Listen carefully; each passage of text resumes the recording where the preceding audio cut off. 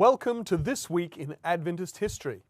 Since this week is the week before Christmas, we've decided to share some good tidings about the Encyclopedia of Seventh-day Adventists, which has provided many inspiring stories for our episodes of This Week in Adventist History this year.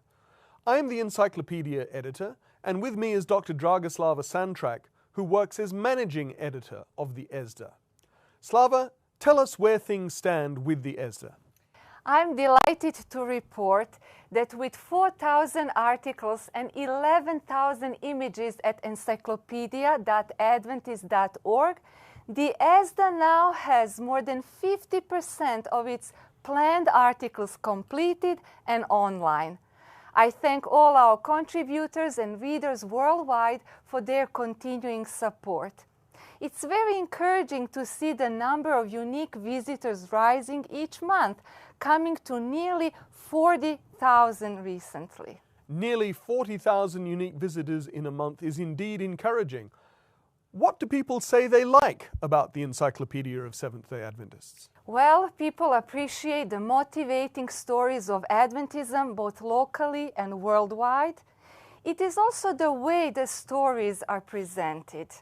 The encyclopedia articles are both scholarly and faith-affirming, and as such, they are used for research by scholars and students, but also in preaching, personal devotionals, Bible studies, weeks of prayer, and for children's and youth programs. Thanks so much, Slava. Please share with us a story that's in the encyclopedia and that is from this week in Adventist history. The story is about Thelma Smith, American missionary in China, Hong Kong, and Taiwan.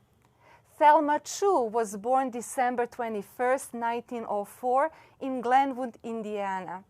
She married Herbert Smith, and wasting no time after graduation from Emmanuel Missionary College, they sailed for China on August 11, 1927. After 2 weeks, they arrived in Shanghai, where they spent the following 9 months studying the language and then finally headed upriver to West China to their new station in Guiyang. Tragically, less than 2 years after arriving in China, Herbert lost his life during one of his visits to the rural areas of his district.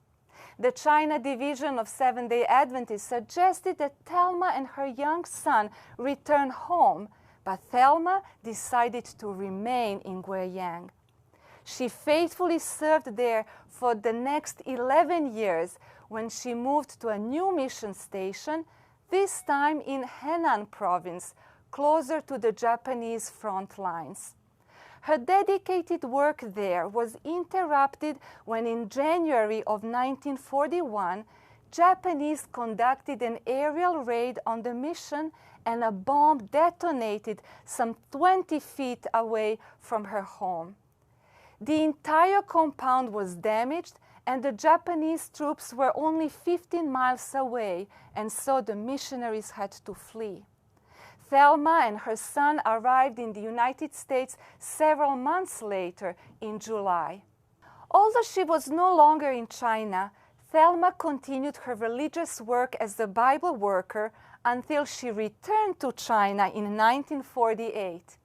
Due to the civil war in China, Thelma had to unwillingly leave China for the second time by the end of 1949.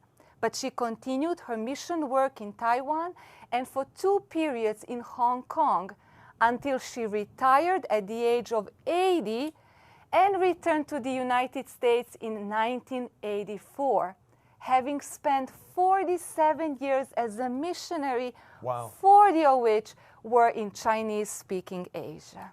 Thank you, Slava. Read the entire articles about Thelma Smith and others in the Encyclopedia of Seventh-day Adventists at encyclopedia.adventist.org. That was This Week in Adventist History.